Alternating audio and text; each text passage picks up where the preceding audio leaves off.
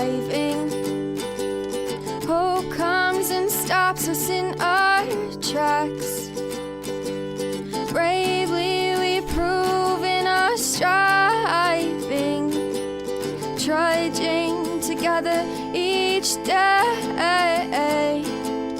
Where there's a will, there's a way. Hello, everyone, and welcome to Raw Recovery, Trudging Together podcast.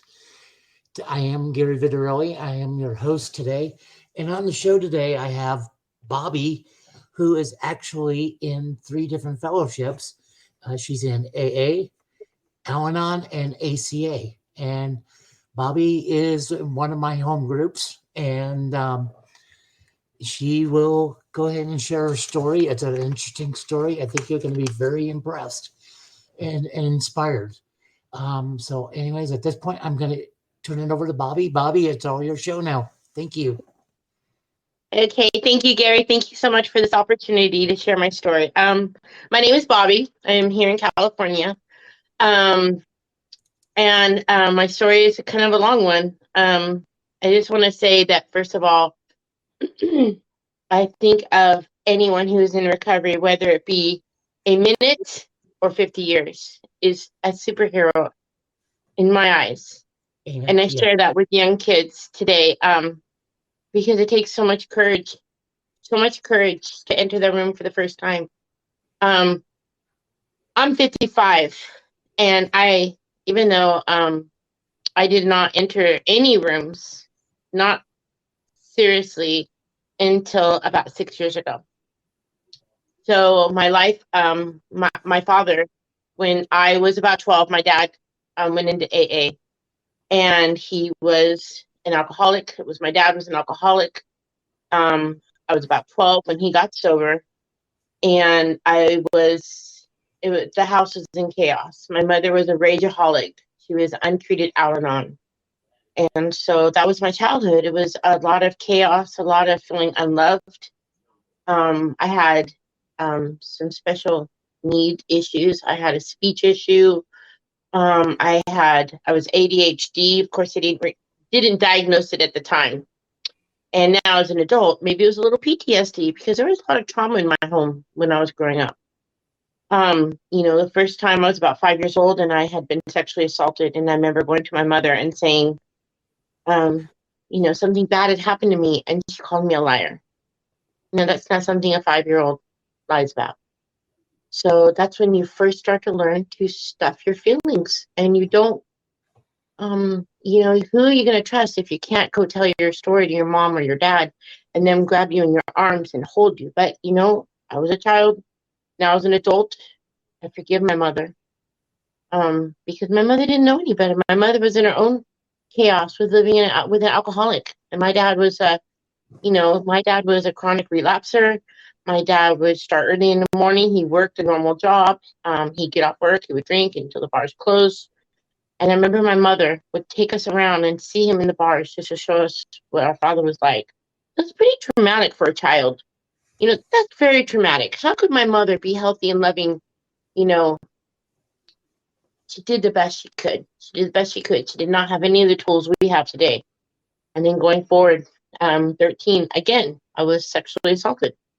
And again, I went to my mother, and I told her, and she called me, again, a liar.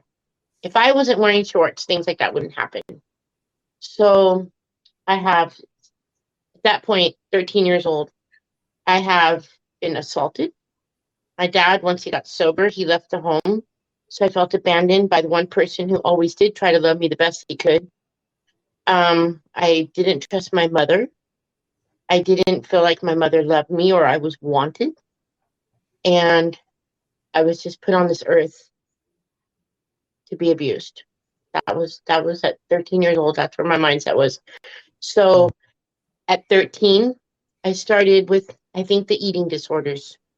I was obsessed with trying to stay skinny. I was obsessed with being in first place.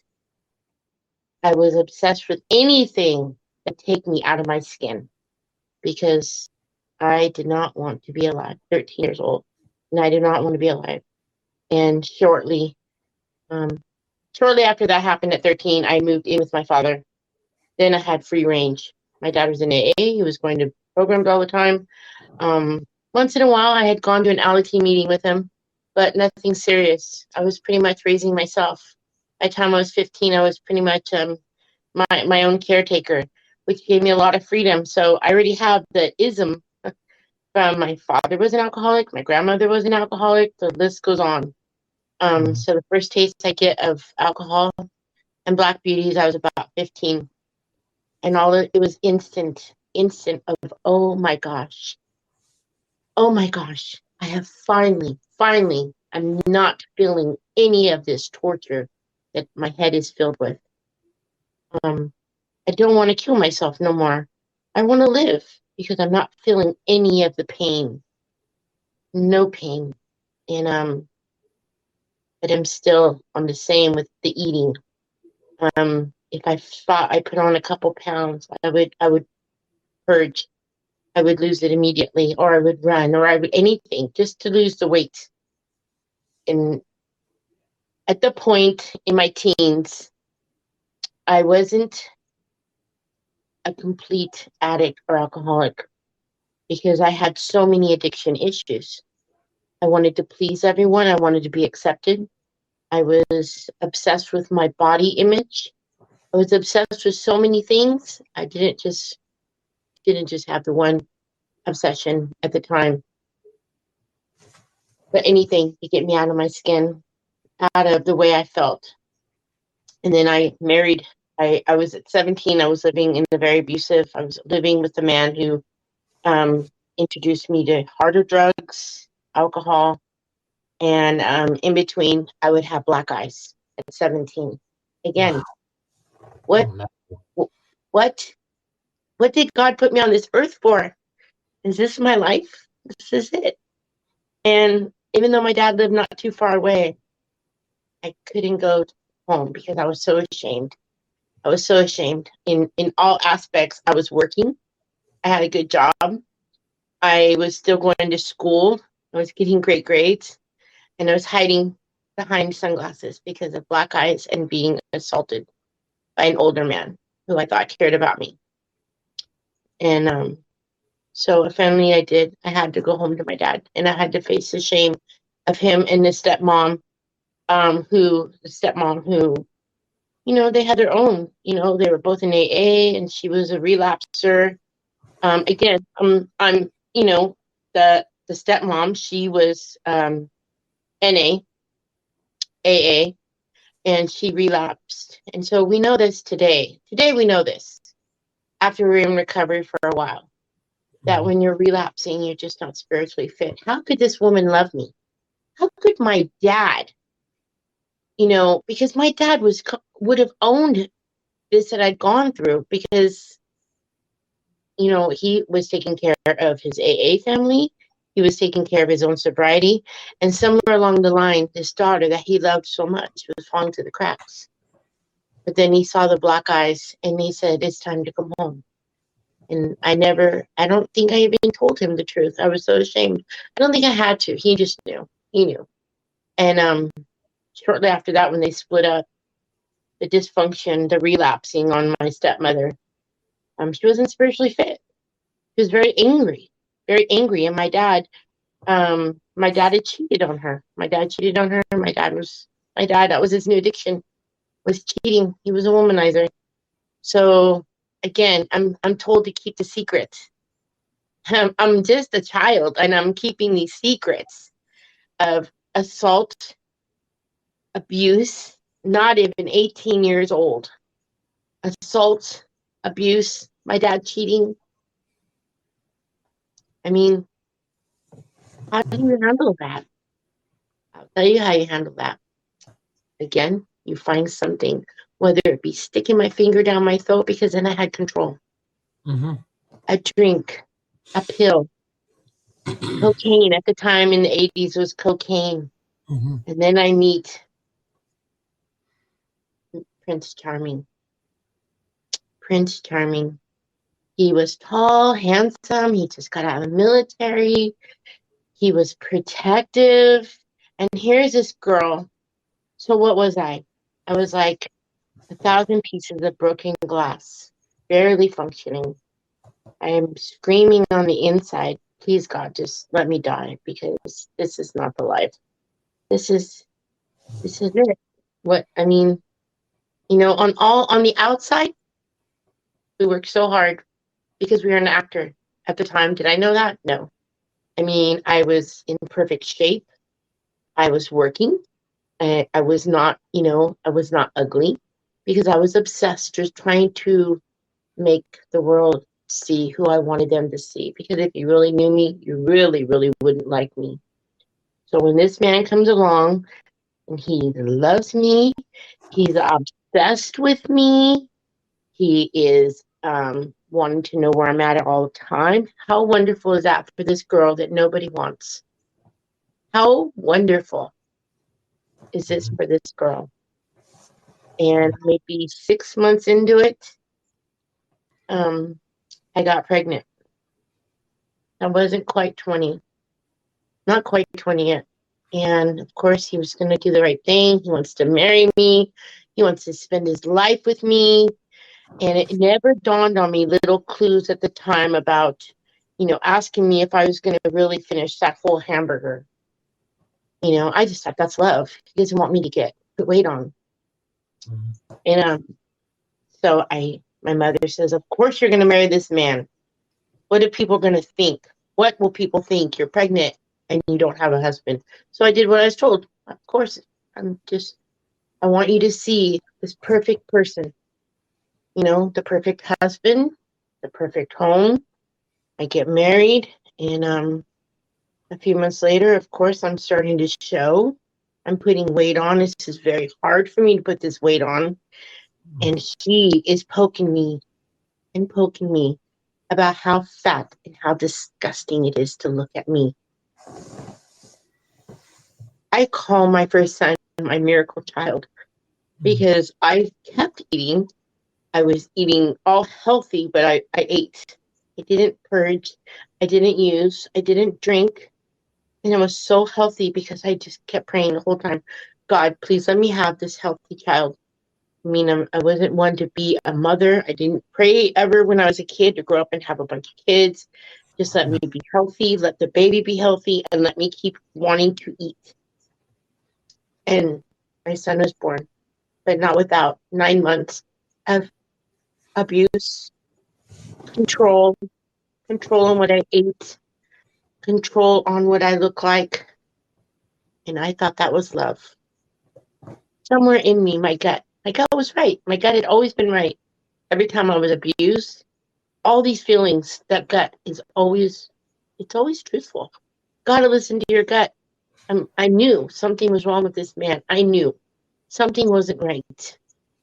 But I was there now. I had to. This was my life. After my son was born, maybe a few months later, I went back to purging and back to not so much alcohol, but I was using just to control my weight. So now it went from my father. Now I'm exposing, what kind of mother I am. How loving can I be if I'm under the influence? My child was clean. He was healthy, because how, by the grace of God, there was that balance. But the abuse in the home just got worse and worse. Mm-hmm. It became sexually abused. Oh, no. My husband abused me in every sense of a way a woman could be abused. Every sense. He would put guns in my mouth. No. He went from Prince Charming, this religious man, to my worst nightmare. Worst.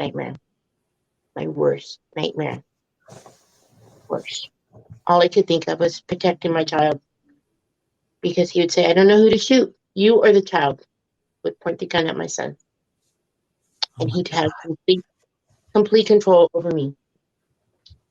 And so, and he had his own issues, his own secret little demons. That a man that's 6'5", 6'4", out of the military, all of these awards for his military life, top of his company of electrical. Mhm. This little secret would have destroyed him, and I found out what his secret was. And when I found out, like many of us, once we're exposed, you either become two things. You either Mhm. get help or you become dangerous. He Mhm. became dangerous Oh no. because he was in denial and he was not letting me go anywhere to tell that story of his secret. But I don't know. God just looked after me. He had to. I mean, I've Mhm. always had God in my life, but now today I'm not just have God. I'm very spiritual. But at the time, I say, God, just help me get out of here. I got to get out of this house. And that meant the only other place to go would be my mother's, which is still the most unloving woman on the planet Earth. Wow. Unloving. So I told him, let's start our life over, because by then the cops had been called. Because he would say he was out of town. He was stalking me. He was I just lived in terror, absolute terror. And so I was using more. Um hold on one moment. Okay, go ahead.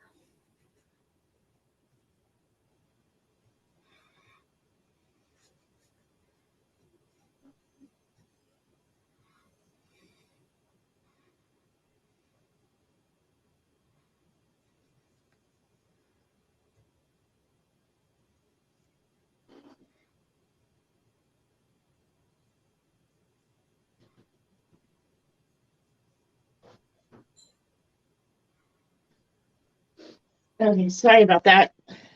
Oh, I you're apologize for that. Um so make a long story short, I tricked him. I told him my very best friend, my best friend, which was married to my brother, came down to rescue me, and we convinced him that we would get a new home and we would move to Northern California and his secret would be safe. So, and I today I would not have been alive had my friend not come to get me. I don't believe I would be, wow. because he caught on. My mother told him. My mother told him I was leaving him, and he came Wow. up here looking for me. He came, and only when he went to my mother's door with a gun, saying, "I want to know where she is now. She's coming home." So, I had a friend at the time up here, and never in my life, and I had someone stick up for me and was willing to do any lengths to keep me safe. Mhm. This man was so kind. He was just amazing. He took me to a hotel with my son. He kept us hidden. He said, if you want to go back, I'll take you back, but I will let you stay here and I will pay for this hotel as long as you need. That was the first time. It's the first time I realized that God obviously doesn't want me dead, because this person became my hero. And after my husband coming back and forth trying to find me, he finally gave up. And of course, I fell in love with my hero. What we do?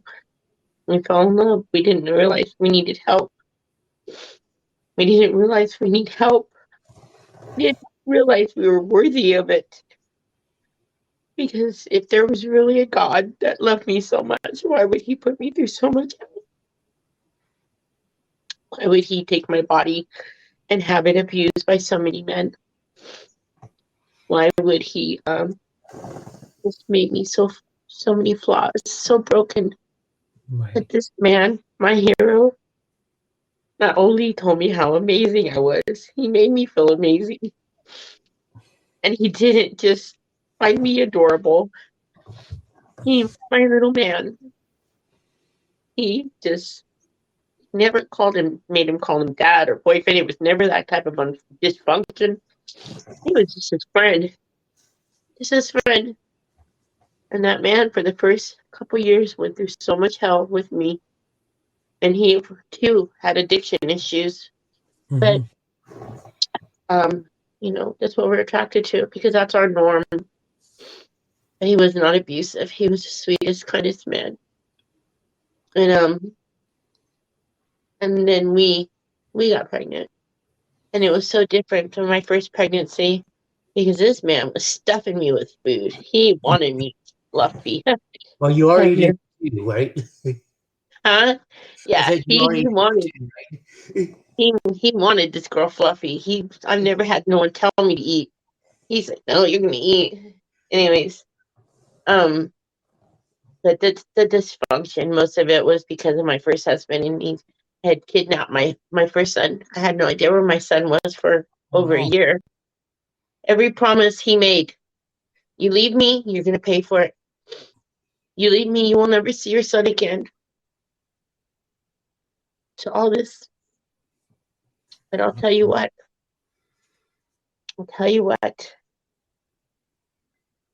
Somehow, I made it through all that hell. And then my hero's substance got worse because not only, and it's very common with addiction, that when we're sober and clean, we get that caretaker instinct. We caretake. And he was a caretaker. How could he control the situation? How could he keep me safe when he can't even help me get my kid? And he saw all the tears and crying, and I'm trying to be a mom to my son that we all had together. He picked up this piece, but what happened? He just wanted to use more because it was breaking his heart to see me so sad and crying. And so I'm going to fast forward a little bit.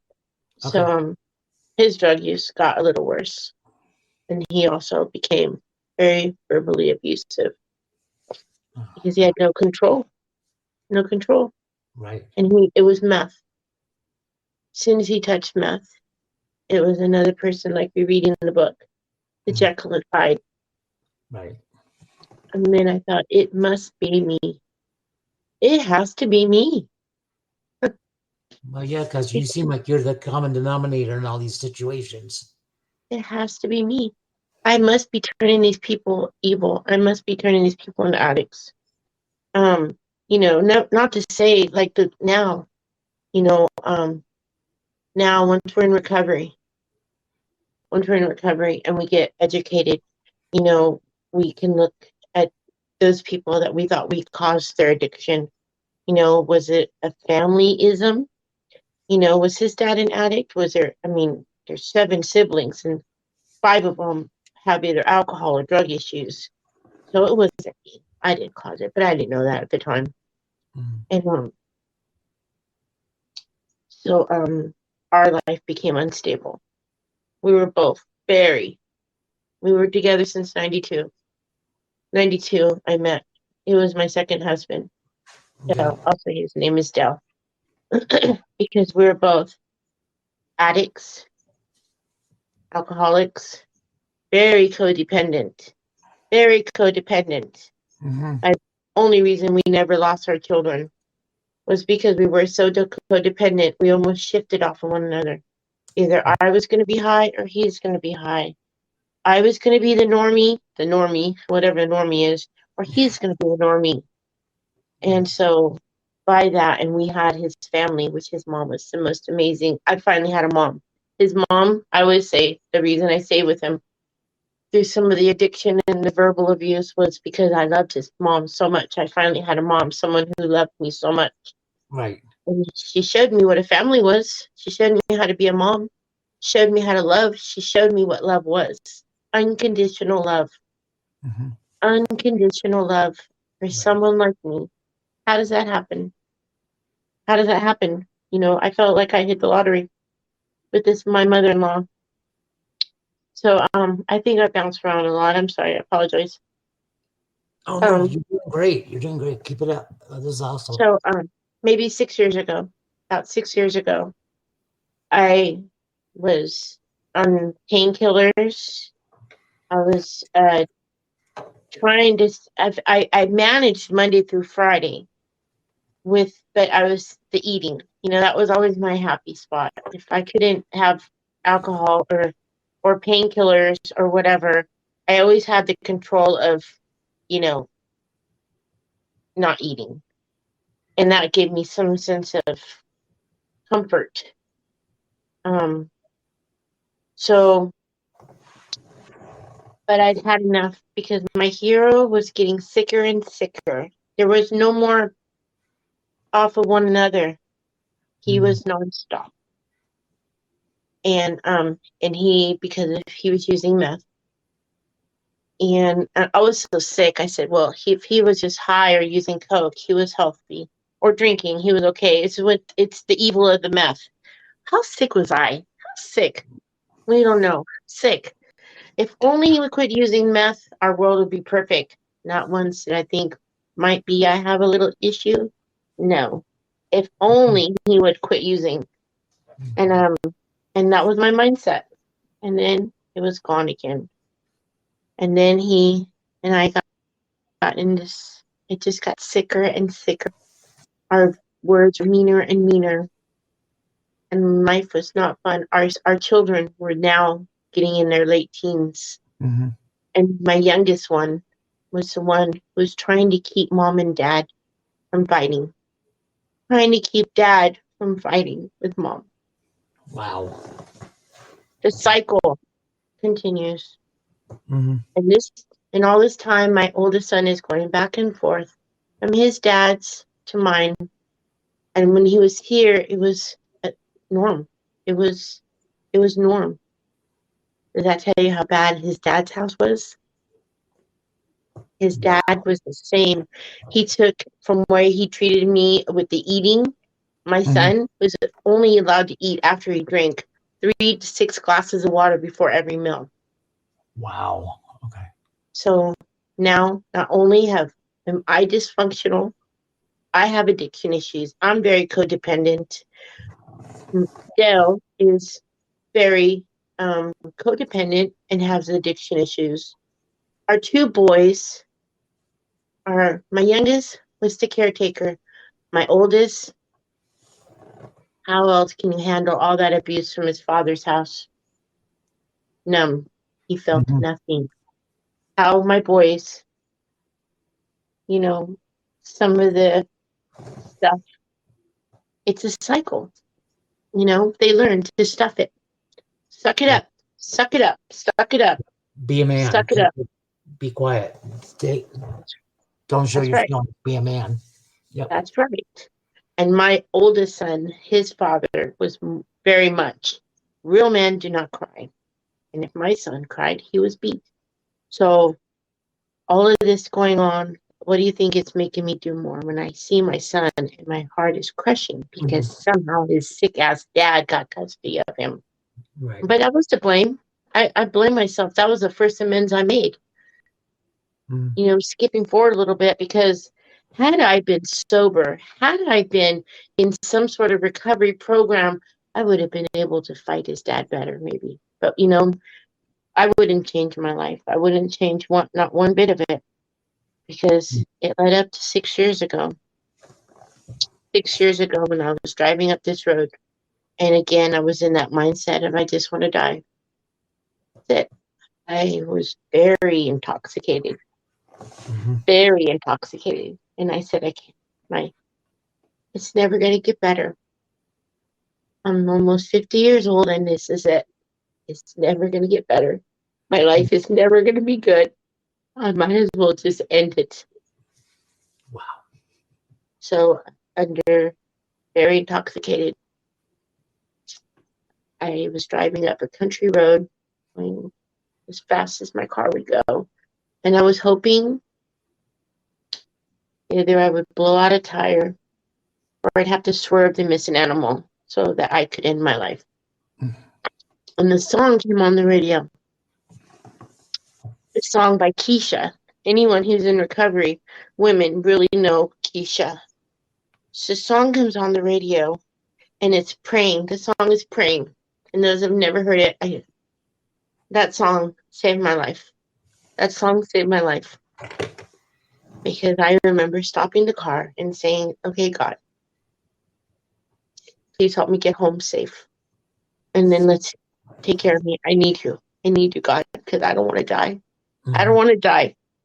And I got home, and I remembered Al-Anon from when I was a kid, from going to a few meetings that I did with my dad. I remembered Al-Anon. So I am not tech savvy whatsoever. Mm-hmm. And I thought, okay, I'm going to find some help. I'm going to get some help.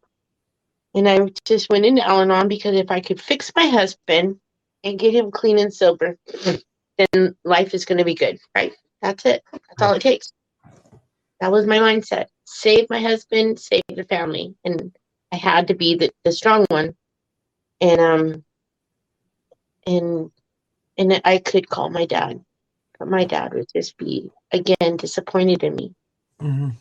I felt like my dad was always disappointed in me because I was the one who was, really good in college, really smart, really beautiful. And yeah, I kept letting him down with, picking these men, picking this life, always falling, always relapsing. Never once did I say to myself, I bet my dad gets it better than anyone because my dad's the same person. I'm just my dad's child. Never once did that go through my mind. So, but I am grateful to my dad because had I not gone to those Alateen meetings when I was a kid, I would never have remembered Al-Anon. So I looked up Al-Anon. And not being tech savvy, if God was not in the room that day, that was my white light. I ended up getting onto an Al-Anon meeting through, back then it was AASG, no, not AOL. AOL, I think it was. Yeah, AOL. Yes, I remember that.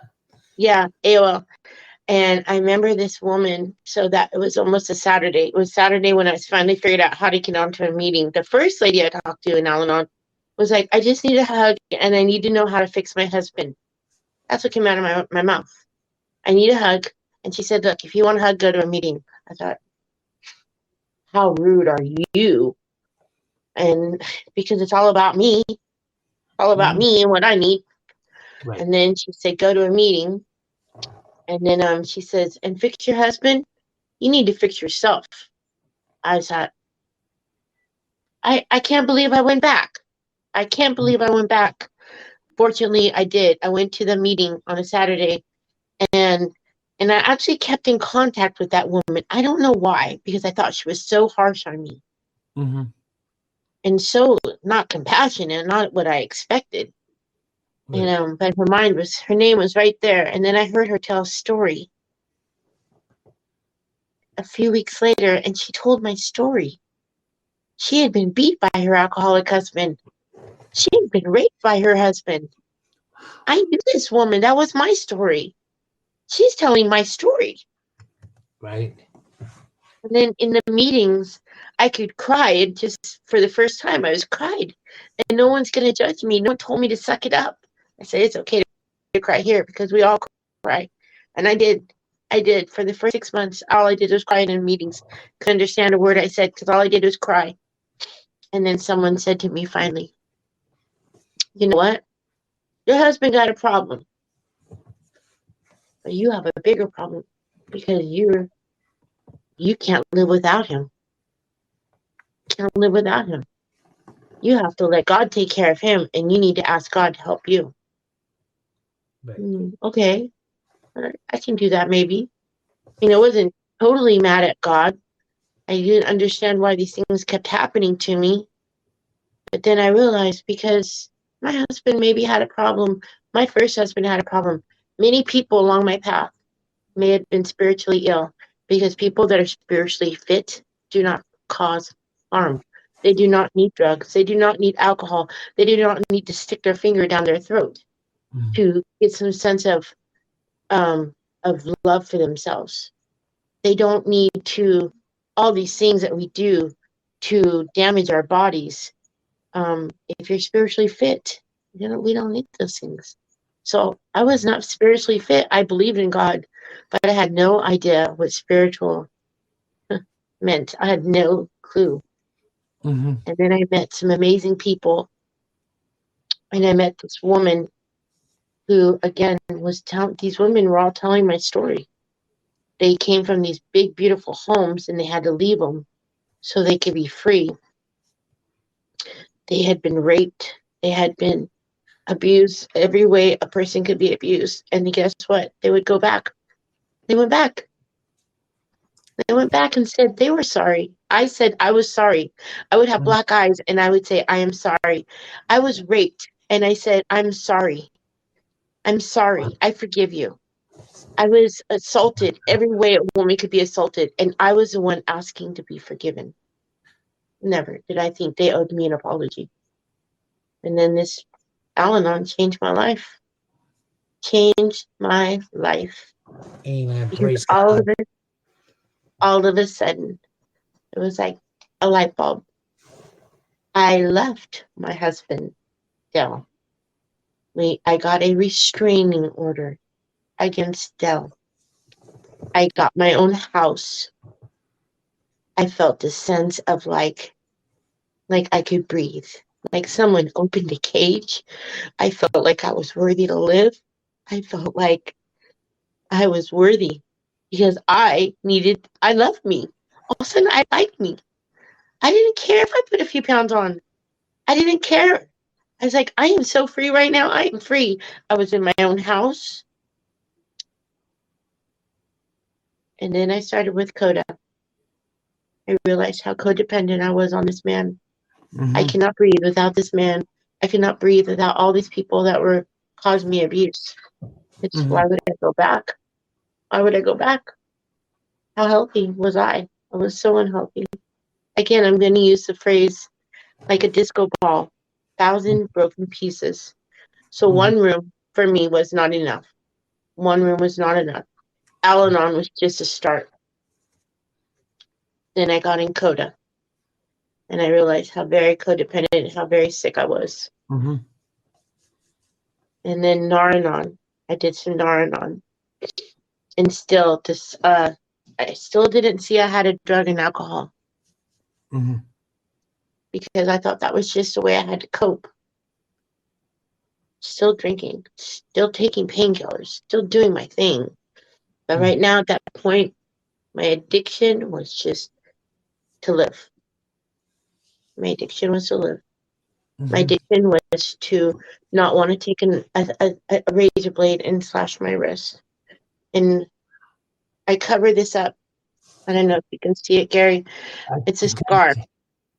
A scar. Two attempts. I see it's I covered it with a all over it now. I covered it with a sunflower because there's scars there for me trying to take my life. Wow. The first time I was 17. The second time I was about 25. Wow. I no longer want to take my life. I no longer want to take my life. Praise God. Thank you, God. And maybe a year we were separated, me and Dell. We were still social. We just, at that point, he was social. I can't say I turned my back on him because I knew that person, I knew by then from Al-Anon that it was the disease. And then I started to see the disease in myself. I started to see it in myself. But he was arrested one more time. And when he got out, because he violated the restraining order, he wasn't supposed to come around. And but that saved his life. It saved his life. He got out of jail. And the first thing he did was had our youngest son, call me, and he said, "I'm sorry." I say, "Okay, well, you said you're sorry before. Now I'm a different person. I have some boundaries. I'm a different person. I love myself. You don't Wow. get to just tell me sorry and it's going to be okay. It doesn't cut it no more. I'm not the person who's going to accept your apology and say it's okay because you're sorry means you're going to do it again." And he said, "I'll show you." And he did. He did. He did. 2018, he entered his first NA meeting. And so his jail time saved his life. And about a year after he got his first year corn, we started really being social because Okay. I seen my man back. I saw my Dell again. It was so amazing. And in the process, I ended up going to meetings with him because they were up the hill. And I said, "Okay, well, our meetings got out early, which is Al-Anon." And at the time, and I said, "Oh, go hang out with you." And it was a little bit early. So I see this called the Big Book. The Big Book. And I'm hearing all the stories about alcohol in this book study. And again, guess what I hear? I hear my story. I hear my story about the actor, the person who's in control, the person who just can't say no. Right. I need something because I don't want to feel how I'm feeling. Right. So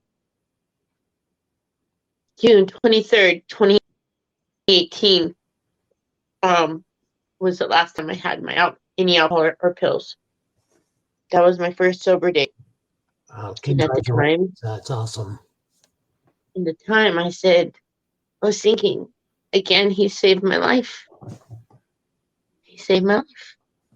Because I did pills and alcohol hand in hand, any kind of pills I could find. And you mix the two of them, you can kill yourself. I never thought about that because I would be able to stay away from it for a few days at a time.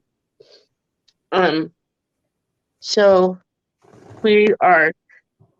recovery became our life, and he moved back in with me. Okay. And we were doing AA. He was doing NAAA and Al-Anon. He was supporting because he needed Al-Anon too, right? Right. Because he was living with me. So he started catching that during meetings, like Zoom meetings, Right. that he heard things that he said, "Wait a minute, that's my wife. That's my wife." And we started laughing. We started sharing our story with other addicts and alcoholics.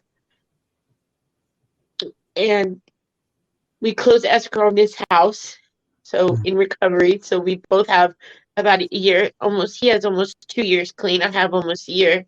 Yeah. And then I have about 2 years in Al-Anon at that point.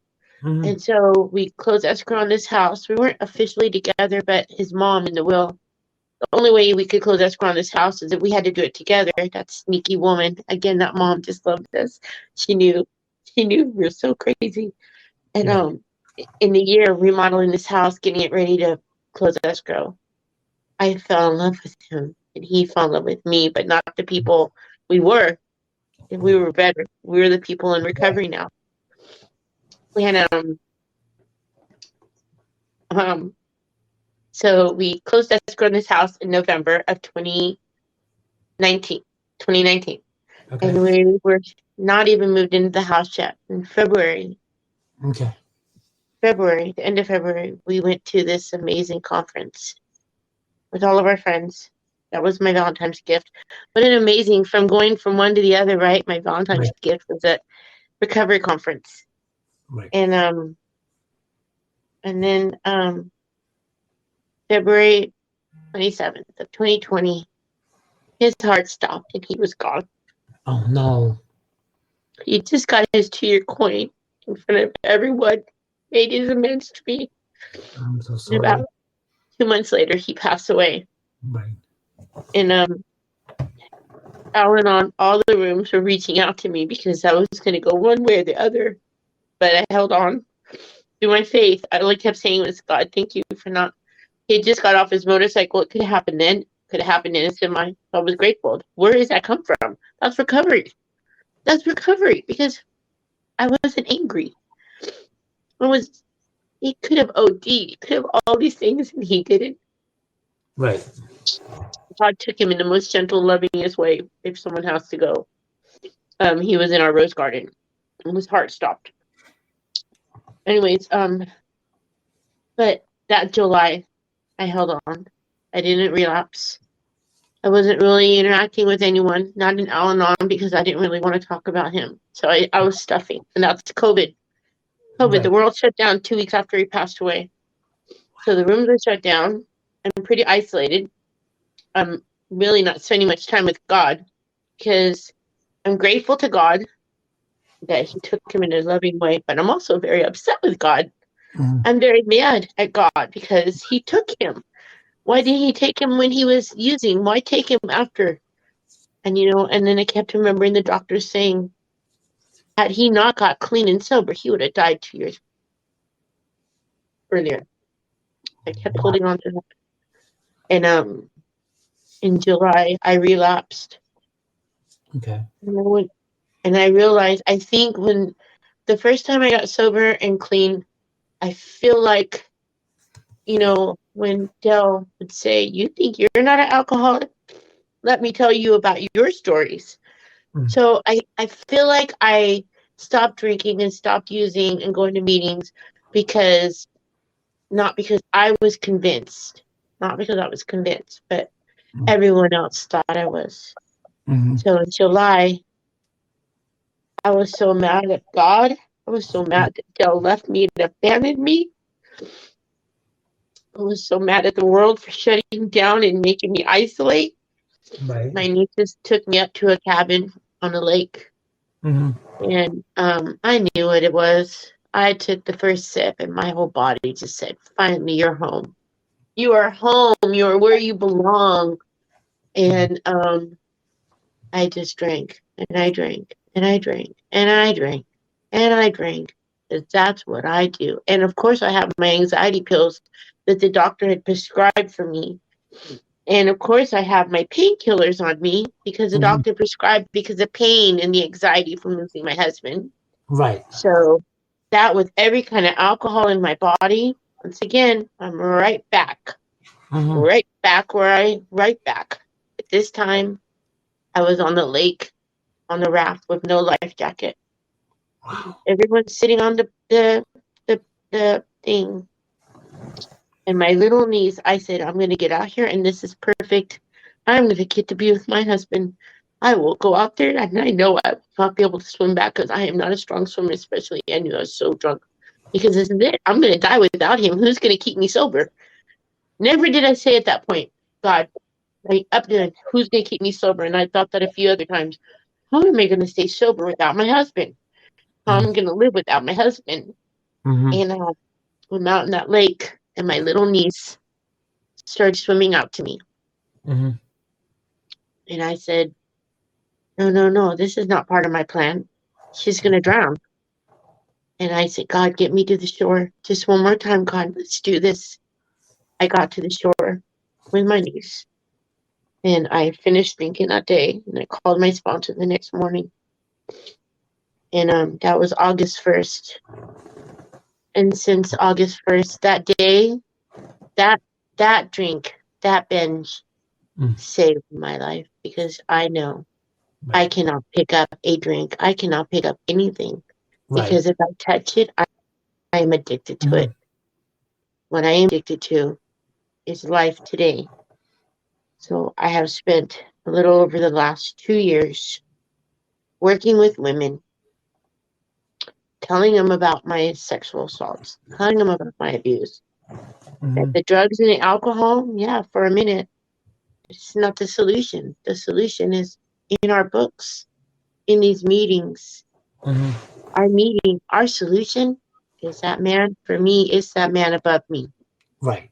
It's that man right up there Yep. because he saved my life so many times. Absolutely. So I could tell my story. And I'll tell you how I know that God loves me. in my higher power in recovery works. And I had mentioned this to you before, Gary, about 6 months ago. Again, I was sexually assaulted. Right. I remember that. I was assaulted. I couldn't even believe. I thought I was dreaming. It happened in my home here. Mm. And Wow. I thought I was dreaming because I had had so many dreams about Dell. And I thought I was dreaming. I didn't even, until the next day, my throat was hurting and I saw the bruises all over my throat. Mm. And I realized I wasn't dreaming, that it really did happen. The bruises on my throat, the Right. bruises on my chest, it all matched up with Oh, my wow. dream. But I didn't go out. No, sir, I did not. I did not go out. I did not relapse. I called my sponsor. Yeah. And God put that man in my life. That man to me is like my Christmas angel. He's my Thanksgiving angel. I would never imagine having a male sponsor, but Yeah. he's just maybe because he reminded me a little bit. My brother took his life from drugs. Oh, no. My husband was a drug user. Right. This man, I meet him on Thanksgiving. My sponsor, I met him on Thanksgiving of 2020. Okay. And if he was an angel, I don't know what was at the right time. He just got me almost like he knew me for life. And he had that smoky attitude of you can do this, you can do this. And by golly, when I called him and said, no, not again. No way. Right. Why me? He said, this is not your fault. Those were the words. These are the words. This is not your fault. Absolutely no way, no how are you to blame for this. Do you understand me? And that was the first time he'd been so tough. I said, well, I'm very flirty and very fun and outgoing. He goes, so you're flirty with me and fun. That doesn't mean I'm going to rape you. Nobody has the right to violate your body. No one has the right to violate your body and to violate you. That is not, you don't deserve that shit. And guess what? I didn't fucking relapse. I did not relapse. So who won that day? Me. I won. Not that son of a bitch. I won. And that's the first time in my life, even though I was assaulted, I felt like I was the winner. Because he did not take my sobriety. He did not take my faith. I made those phone calls. I used all my tools in my recovery toolbox. I called my sponsor. I prayed. I went straight to the pages and asked for forgiveness and to lift the fear that was now installed once again. And here today, I am a strong woman. I help women. I help men. Yes. I help children. And that is because of recovery. Right. It's because of recovery. I am finally that beautiful disco ball, all the broken pieces of my whole life put together. So awesome. And my soul is so, there's no shame. I'm so free. I'm free of the chains. I'm free of the abuse. I'm free of all the darkness. Because all those darkness, I know now, were a gift that God knew we're not going to get anything we can't handle. And he's taken all those broken pieces and helped mold me to who I am today. Right. A story and a person who can help so many people. Right. And Bobbie, that's the reason I asked you to come on, is because of your story and the work that you're doing. And there's, as you know, there are probably millions of people suffering like we are and need a way. And I'm really grateful that you were able to come on today and share your story. Thank you for having me. I'm very grateful I could tell it. I don't know if I tell it very well. I just did the best I can. It's awesome. And your story is awesome. We talked about your recovery. We talked about, your history, and we talked about your relapses and so forth. So, yeah, it went great.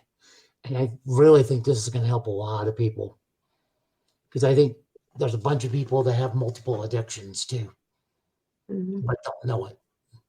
I mean, I thought all I was an overeater, but then I took a counselor to tell me that I was a codependent. I had no idea what that was. So thank you again for coming on the show. And Thank you for having me anytime. oh, absolutely. Thank you, Bobbie. I really appreciate it. And okay, we are wrapping it up. Let me just let Dion know that we're wrapping up. All right. Thank you, Gary. Sure. Thank you.